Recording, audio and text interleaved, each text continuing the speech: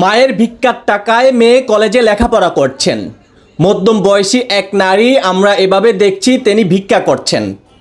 তবে নামটি জানা গেল পাখি আক্তার। তার মেয়ে কলেজে লেখাপড়া করছেন, তিনি অষ্টম শ্রেণীতে লেখাপড়া করেছেন।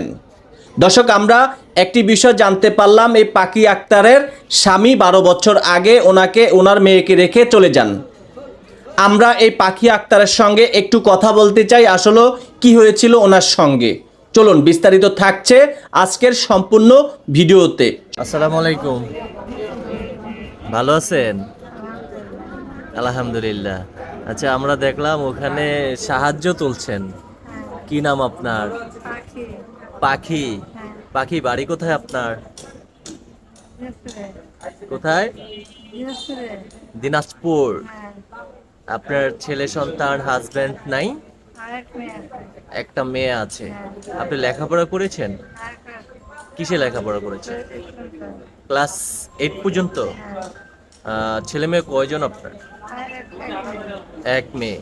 স্বামী বেঁচে আছে? না, সেটা আছে। হ্যাঁ, সেটা আছে।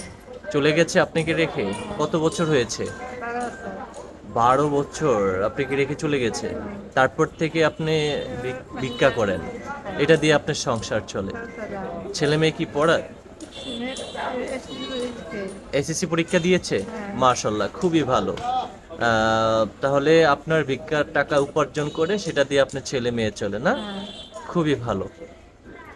আচ্ছা আচ্ছা।